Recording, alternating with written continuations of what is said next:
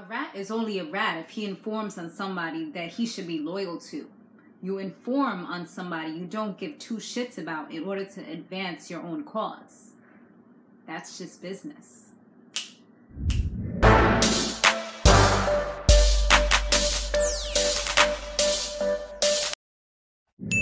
Hey, what's up? What's going on, everybody? It's time for another round of power. Are you guys excited? Because I know I'm freaking excited. You know, this is one of my favorite shows right now. So let's see. Let's do some shout outs. Adam James, who said, Vincent says most of the people Tony Teresa, could snitch on are already dead. Boom. Most of the people, not all. Keyword, right? Because I remember I was like, I wasn't sure what exactly he said, and I replayed it over and over again. I'm like, what the hell is he saying? So thank you so much for letting me know that. I totally appreciate it. And also shout out to Sweet Marie 1415. That's why I said the Marie thing. Who said, I love this review and can't wait till the next episode. Yes. We here. All right, let me go back to my notes so we can go over this. So, Vincent is now pretty much confronting Teresa because of the situation that went down last week where he got shot in the arm. So, he feels like right now that this is because of Tommy and because they lied to him, so he's about to make this right. So he kind of tests Teresa real quick and tells him that he has to choose which one he wants to die, because these are pretty much both his people, Sammy and Tommy. So both of them is sitting down in the chair, right? Ready to meet the maker. I mean, just sitting there nice and calm. Well, maybe not all that calm. You know, you're probably shitting in your pants a little bit. But, you know, you kind of just sitting there ready to get what you got to get. And he gives him the gun. He points it at both Tommy and Sammy. And he was willing to kill Sammy as opposed to his son. But you know what? It wasn't because of no loyalty, nothing. It wasn't because, oh, that's my son. You know, that's the way it kind of looked. Like, wow, he was willing to kill his best friend for me. Nah, it wasn't none of that. The only reason why he was willing to do that at the end of the day is because this dude is his lifeline right now. So he needs him to make sure he stays out of jail. That gives him leverage. Or they can try to find ways to get him back in before Connie passes away. And his whole goal, his whole reason to be out of jail is so he can see her off, you know? So that's the way that was going down. And I'm just like, yo, this right here is crazy. Because I know Tommy in his head, he's like, wow, like, my dad really cares about me. No, my dude, like, that is not what's going on. Like, he do not care about you. So Jaime, he picks up Tyriq for his birthday from the school that he's at. And, you know, I'm kind of feeling this whole Jaime with the full beard situation going on. Like, it's looking all crisp and stuff. I'm like, okay. I remember he was on Instagram, you know, with his real self. And he had no beard, no mustache, no nothing. And people was going in on him, saying how he looked bad, he looked ugly. And he went in too. He was just like, first of all, I do what I want to do. And that, you guys are in love with a character, you know? I'm like, he's like, this is me in the real life, the real world. So, yeah, I just thought I'd share that with you guys. So they do have like a little bit of a heart-to-heart where he tells him that he knows that his mother talked to him, and the reason why he did all the things that he did is because he wanted to protect him from the things that he went through.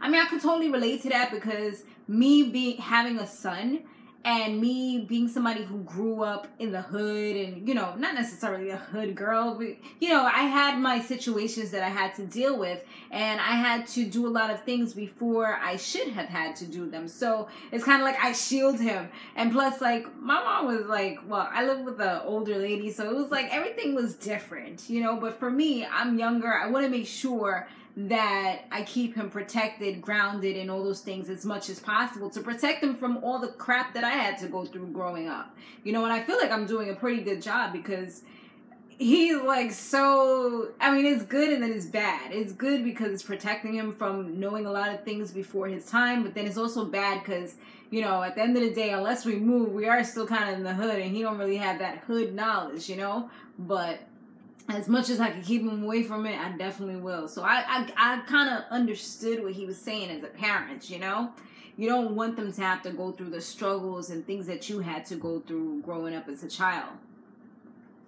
So Tasha, we found out now that she didn't actually leave Jaime to be with Terry, because that's what I thought. I thought she done packed up all her things and them and was living in his house. But no, she's in a hotel. He says that she don't have to do that. She needs to come to him. He's like, she's just like, she needs to get things together. And Tyriq didn't even know that she moved away. So she's kind of trying to make things pretty normal, at least for right now, while Tyriq is coming back in town without having to tell him too much. And she was kind of reminded at that moment, because it was their birthday weekend. That's the reason why, like I said, he's in town, that she only has one child. Because when she went to the cake shop, I guess it's the cake shop she goes to every year, the guy was all excited to see her, knows her by name, well, by face, and he's just like, oh, you want the 2 cakes again? And says the 2 cakes that they always get, strawberry shortcake or whatever it was. And it just kind of brought us to tears at that moment, because she realized, like, she's gone. You know, I only have 1 out of 2 twins that I had. It's crazy. Following that, Angela, she tells Tamika that she found out that the fellas, they have the GPS turned on again for Tommy, and she didn't know anything about it. So they're kind of going behind her back. Tamika eventually did realize that she knew about the situation, but she kind of let her talk and said she'll handle it at first. She also mentions that, oh no, she does go ahead and Tamika talks to the fellas about it, like, oh, you guys, she knows now. I'm like, damn, these people are so fake. And this is how people are in the real world. It's so crazy. So this dude, when she asked Donovan if Angela's kind of like a good person, he kind of reveals, like, oh, I have to tell you something about a situation with Angela. And he pretty much snitches on her about her confiscating all of Bianca's files and stuff that correlate with the whole case, with the whole situation, you know, the whole Ray situation. So, of course, that's going to kind of open her eyes and make her feel like, okay, something's going on here. Tamika did ask her about it, about what Agent Donovan said, and she says, well, it's due to the whole dirty cop situation. She's looking into it. And she's like, is that all that it's about? She's like, yeah. Angela's also still hell-bent on getting the Jimenez brothers as well. But she did let her know that you have to kind of pick and choose your battles, and it's all about how you win, not just winning in most cases. Simon's back, and he has a meeting with Dre, Jaime, and Tate. And I'm just like, oh, this mother effer. But I kind of like him right now just because he's on Jaime's side. But because I feel like he's doing things to kind of help a little bit. So crazy how Tate is pretty much trying to make Dre the new face of the whole thing that he got going on, the organization, the whole fun. And of course, Jaime isn't really feeling that. He's like, I'm here. There's no reason to do that. And yeah, like, what's really good? What's up with that? I don't need no help. I don't need no assistance. He's like, given all the things that have occurred lately, I think that this is the best idea. Simon is like, and this is how we know Simon hasn't changed much, only the beard. I mean, the little mustache she got going on. We already have one African-American. Did he say African-American? I don't remember if he said black or African-American, but I know he pretty much was saying we already got one black face. Why we need another one? What's up with that? We don't need to overcrowd it. One has filled the quota, okay? And he's kind of like, Alright, so Tate bossed up real quick. Like, first of all, this was just a formality. This meeting was just to let you guys know what's up. Like, it's not asking your permission. I don't need your permission to make moves on who I want to be the face for me, for my company. That's just it. You know what I mean? Like, I was being nice. Alright, fellas. Peace out. I was like, wow, okay. So Kendrick Lamar is up in here, y'all. He was playing the crackhead, the fiend. All right. He was playing the fiend and the homeless fiend. He goes up to Kanan, tries to sell him some stuff, get that money, as most fiends tend to do. But he was so knowledgeable, right? Like, it was like not your average fiend. It was like, well, I don't even know if he was a fiend or if he was just homeless. But then the movements kind of reminded you of a fiend, so I don't know. But his teeth was like super yellow. I'm like, damn, is that how your teeth are in real life? Or you just kind of put something on it and you ate something real quick, made it look super yellow? Like, did you eat a little candy, a black licorice? I don't know, but it was super dark. Yeah, but he was just like on some next level philosophical type of stuff when he was talking. And I'm just like, I feel like you're rapping to me. But it was cool. It went. You know, I feel like he stayed true to himself and he also played the character pretty well. So yeah, he tries to sell him some stuff. Then he kind of talked about Spanish and the Spanish people. And then he was like, yo, you know any Spanish? And then he actually bought the bike from him. He was like, yeah. He's like, you know any Tainos? And he's like, yeah, he knows them. So that helped to allow him to work with Kanan, not just give him some information, but actually work with him. He went up to the Tainos and Kendrick Lamar was on another level, started talking Spanish to the Taino and trying to sell him something, gets him distracted. Here comes Kanan riding like on his little bike and freaking shoots the man down. And, you know, it was a good little partnership because the fiend was able to take the shoes from him, also get whatever little cash he had on him. Because, you know, Kanan ain't thinking about all that. He don't care about all that. So he just got a new pair of shoes, some extra money. He's good. And he got paid to do what he was doing. And he got paid for the bike. So that was like a pretty good partnership for him. Later on, he ends up doing it again for him. Because, you know, Kanan bought him some food. And they did it again to some other dude. Kind of got him secluded from his crew. Shot him down. Cold blood. And then he gives him the gun to kind of like sell as well to get more money. So, I mean, he really got like a good deal from that. Even though he wasn't really doing the best things. And it was funny because once again, he was giving him that knowledge. Like, do you find yourself like not being able to have a lot of human contact with people, and you just kind of find yourself alone and you don't have many friends and things like that. And, you know, it looked like it was really getting to Kanan, like, damn, he knows me so well. What's up? You got them tarot cards over there or something? Teresa, what happened after that? Let me see. So, Jaime, he was buying some sneakers for Tyriq for his birthday. And he calls Angela. I'm like, any excuse to see Angela, I swear. So she's just like, why am I here? I thought that was supposed to be a one-time thing. And he's like, well, I wanted your help to buy Tyriq some sneakers for his birthday. Or I think she just said to buy him some sneakers. And she's like, you need my help? Then she was like, I can't really be doing this. This is not something that we can continue to do. But yet, lo and still, he laid the guilt trip on her. He's like, you know, the reason why is also it's their birthday. And she was like, oh my God. Like, you know, that was just like a moment that she was like, damn, I'm being super insensitive. I didn't even know that. She didn't even realize what day it was. And then she's like, oh my God, how are you doing? Like, all of a sudden, you care because you done effed up and hurt somebody's feelings. You know, but luckily, she was saved by the bell because Tamika was calling her, so she had to be out because I guess she's like always on call. It's crazy how some of those jobs, you like literally cannot have a social life because it's like you're always getting a call. You always have to have your phone on. I think like being like law enforcement, being a lawyer, depending on what type of lawyer you are, being a doctor, like these jobs, they pay you well, but they're so demanding and take so much out of you at times, and they can take away from your family, your social life. They just become like everything, you know? So Teresa, he's on full snitch mode.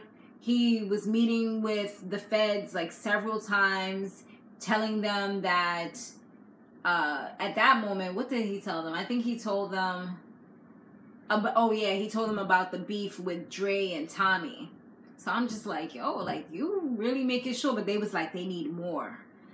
Angela asked Proctor if he wants to get his job back, and she's willing to assist. But of course, any red devil needs a deal. So that's exactly what she wanted. She wanted something for something, because nobody wants something for nothing, you know? Not most people, at least. Dre walks into the office, and lo and behold, James was sitting there with, I guess that was the owner of the company. I don't even know who the hell she was. Like some black lady. I think she was either some big wig at the club that he works at, or she might have been a lawyer. I'm not really too sure. But she was there, and he's just like, what's up? Like, what's going on? And she revealed that there was a no-compete clause that he had signed for Truth.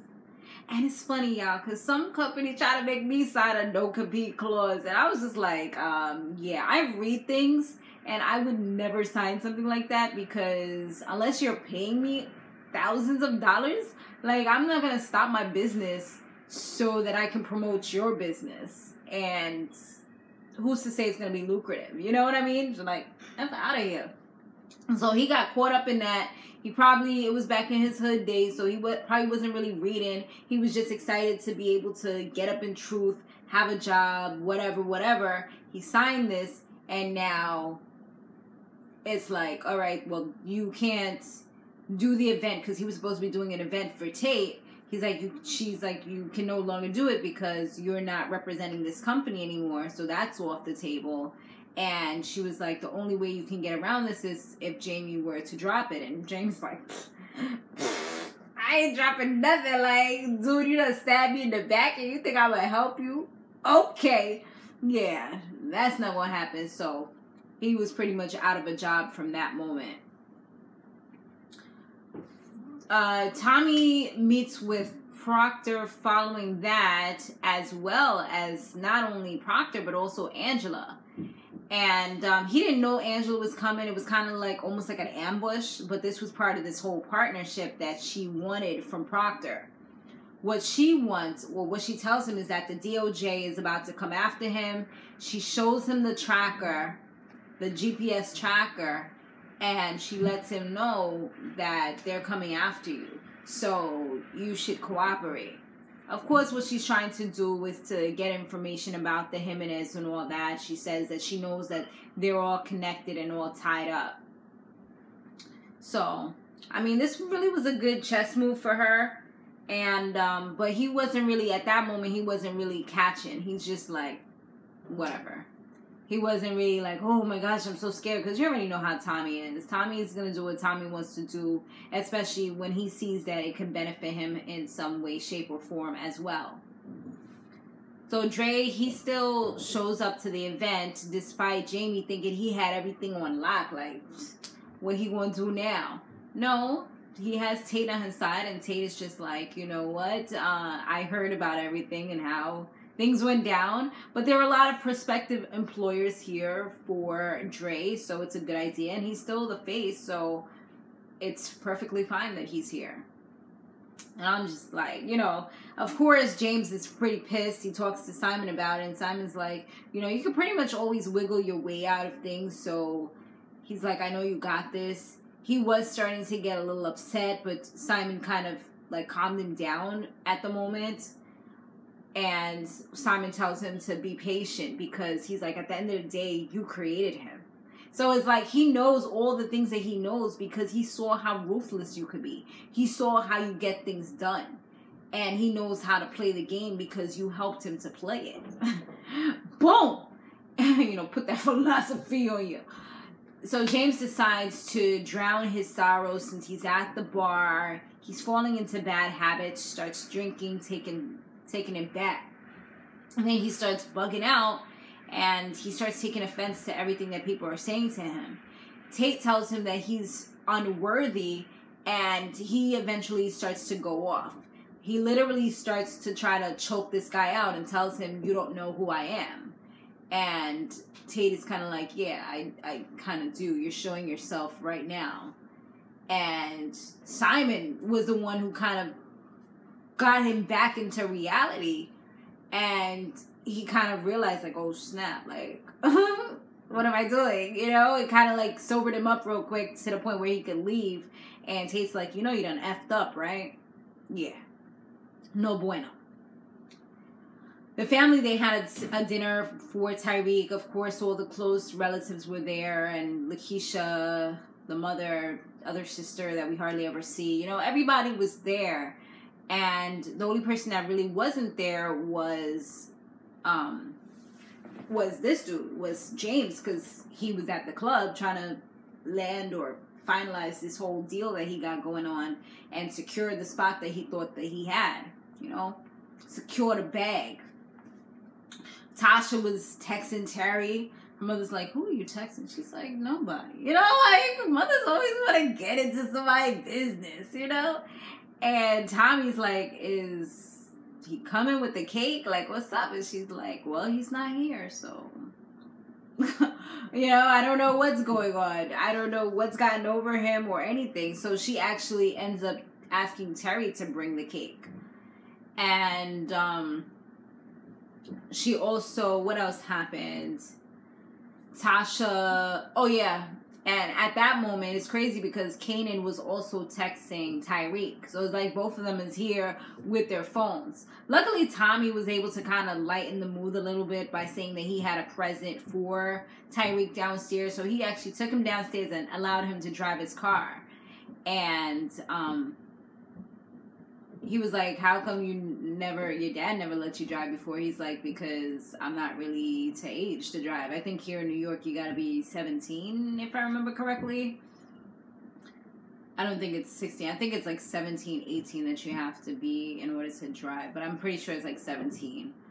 I mean, it could be earlier than that, but most of us just take public transportation anyway. So, I mean, for me, I ain't learned to drive till I was like 26.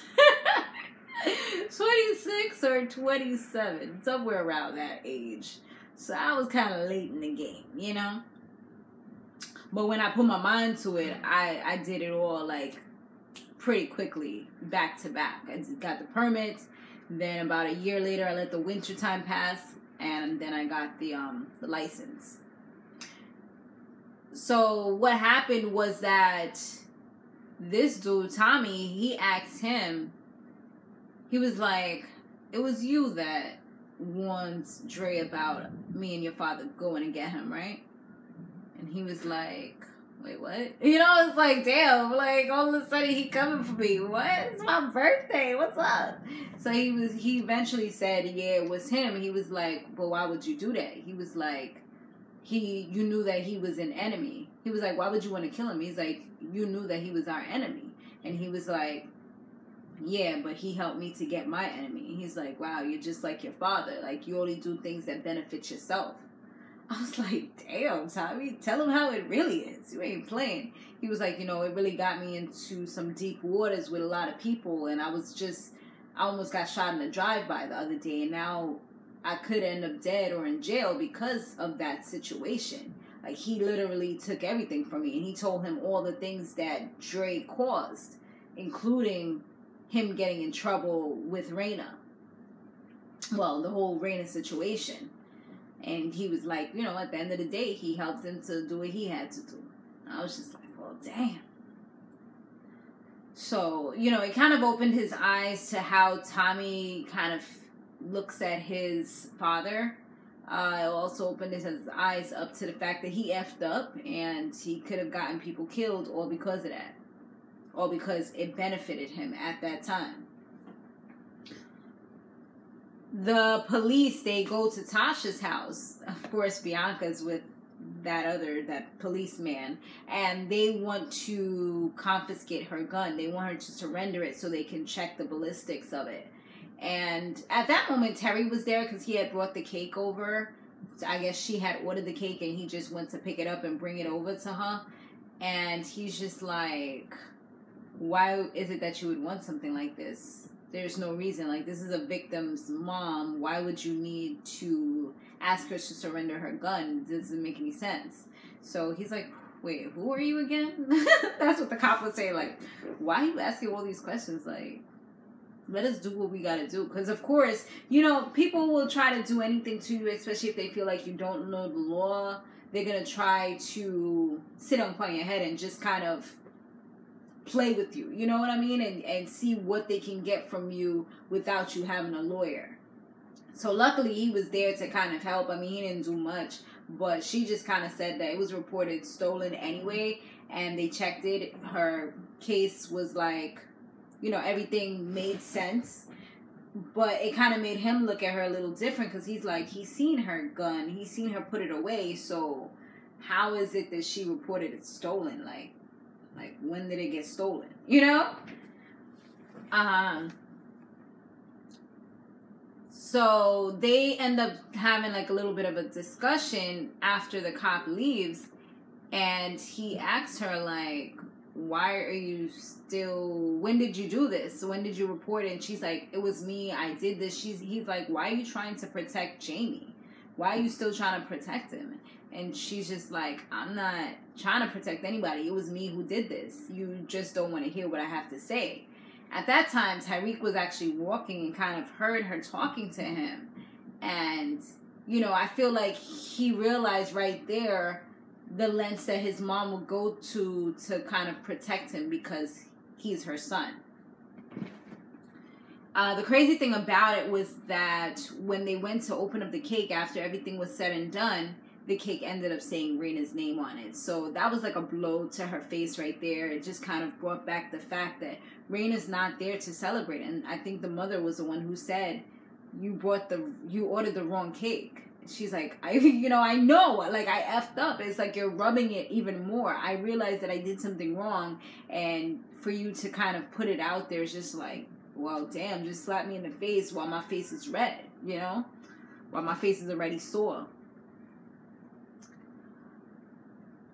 When she was in the room, like, all alone or whatever, just kind of, like, crying about the situation, Tyriq came in and he was like, why are you doing this? Like, just let me confess about everything. And he's like, I don't want you to take the rap for this. And she's like, just kind of like, if you want to help, just get the F away from me. You know, like, you know, get out of the way and just kind of let me do my thing. Let me do what I got to do.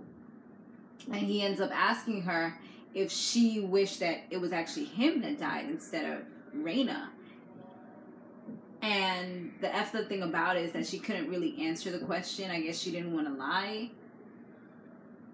So she ends up walking away. And for anyone who already feels guilty about a situation like that, that's just making them feel more like crap. You know what I mean? It's just like, damn, like my own mother wished that I had died instead of my sister. I mean, yeah, I do feel like it was my fault, but damn, for her to not even be able to say, no, I don't wish that, or I love you unconditionally, blah, blah, blah. You know, some words, comforting words, it's like, damn. Then he picks up pills, and I'm like, this little dude about to, like, sacrifice himself, you know, commit suicide or something. I'm like, it really looked like he was starting to contemplate it. So, I mean, it didn't happen here, but it seems like it's something that could possibly happen. So now Cristobal and Dre, they seem to be kind of getting into it a little bit because Cristobal feels like the job that was done on him, pretty much, you know, them taking him down or whatever, stealing stuff from him, was done from the inside. And Dre's just like, what are you talking about? If it was done from the inside, from my people, that means that you think that I did the hit. He was like, yeah, I don't like having a number two or nothing like that. Like, that's not really what I'm about. But that doesn't mean that I'm going to go do something like that. Like, you need to handle your gang at the end of the day. So he was just kind of like, yo, don't even, like, come at me like that. James walks in the house drunk with the gift that he has. He gives it to Tyriq, but Tyriq wasn't really feeling it. He's just like, you're drunk. And he's like, they have like a heated discussion where he was just like, you know, how he tries to do everything for him. He was out there doing what he had to do, and he's like, yeah, you're out there slinging drugs. Like, I don't want nothing from you. And Tyriq was like, you lied to me all my life. And Tyriq tells him that maybe if Reyna had hated him, then maybe she would still be alive. And, you know, they both have so much frustration, so much anger. I guess he feels like Reyna loved him so much despite knowing that things were wrong with him. And I don't know, like, I mean, it all kind of does tie back to the drug game at the end of the day. Because, you know, they wouldn't have got caught up in this situation if it wasn't for the life that James had created for himself. I mean, he thought he was shielding them, but he was still bringing them into it in a certain sense of the word, you know? And they get into like this big scruffle where it almost seemed like they was about to like go head up. But luckily, Tasha, she was like waiting in the wings, like kind of just listening to their interaction. And she kind of stopped it at the right moment and told Tyriq to go to his room, which he ends up somehow ending up with Kanan. And she tells, what's his name? She tells James that he has to leave. And he's like, this is my house. Like, what are you talking about? She's like, no, while we're here, you need to leave. Because, I mean, he's not in the right state of mind. He's just acting real stupid. And he's doing the most. Teresa and Tommy, they have a conversation. And he says that now they're out of work because of the whole Vincent situation. He's like, it's crazy because he's been with these people for so long. And just like that, they kind of like dashed him to the wayside. And he's like, yo, if any of them had the chance, they'd have definitely ratted him out. And he's been loyal to these people with this idea of what the mob life and Italians and all this should be. And just kind of wasting away. And he's like, so Tommy's just like, oh, you would rat on them? Like, you know, kind of getting a perspective of what type of man are you really? And he's like, a rat isn't a rat if you do it to somebody you don't give two shits about. You know, if you do it to somebody you're loyal to or you're supposed to be loyal to, then yeah. But if you do it to somebody you don't give two shits about, then it's whatever, you know? It's all fair game because it's business.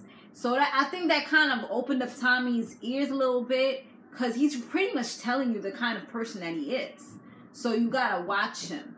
If somebody's willing to do that and they're pretty much saying that they're willing to do that, you got to keep that in the back of your mind. That's why I always listen. Like, I'm a great listener because I always want to hear what people have to say, and I can size you up based on the things that you either say about other people, how you gossip about other people, how you talk bad about them. It lets me know, like, okay, if you talk bad about this person, then how do I know you're not talking bad about me at the end of the day? Like, what are you saying about me when I'm not there? You know? So definitely gotta open up your eyes to stuff like that. So I think that kind of was, you know. And then later on, like, he did meet with the feds once again, and he lets them know that Tommy's laundering money and cleaning it through true oh my gosh, my West Indian accent's coming out. Through truth. I was about to say truth. True. Let me not even. Y'all know what I'm talking about. He's putting it through truth. I can't. Oh my God. This is so crazy. Oh man. Anyways, so Dre, he talks to Diego, and Diego asks him why he wasn't at the club, because, you know, he don't know that he got fired. So he tells him about the stuff that's going on with him and Tommy and Jaime and Ghost. And now they about to put in the work. They about to put in business. But he don't want, what's her name? His sister, Alicia. He don't want her to know what's going down. He's like, you know, we're going to keep this between you and me. We're going to handle this. And I'm like, oh boy, here we go. More people that's going to be going against the two of them. So Tommy, he goes to see Angela at her house. And, you know, she was kind of like, she made sure she got her gun ready, put it in her holster. Because she's like, you know, she already know this dude is crazy. So he comes in and he says that he's going to go ahead and help her. And they could possibly help each other. He wants to track her back, and I guess he wants them to, I don't know what he's doing. We're going to see. It seems like he's about to set people up or something. He does kind of reveal that he knows a lot more about her than she thinks. And he's been watching her because he's like, you know, I like it better when your plant was over there. She's like, get the out of my house, you know, but just by saying that, it kind of lets you know, like, oh shit, like, you know, especially if it hasn't been that long ago, or it's been a long time since her plant was over there, I should say. If it's been a while, it's like, so this dude has been watching me? Like, he knows my house just like that? You know, it kind of, he's like, yeah, that's why you should trust me, because I'm going to make stuff happen, you know? Well, not necessarily trust him, but what he says is what he's going to do. So once again, like I said, Kanan, he's hanging out with Tyriq again. And at the same time, James, he goes to church to kind of get some redemption. And I guess he realizes that he's really losing his way.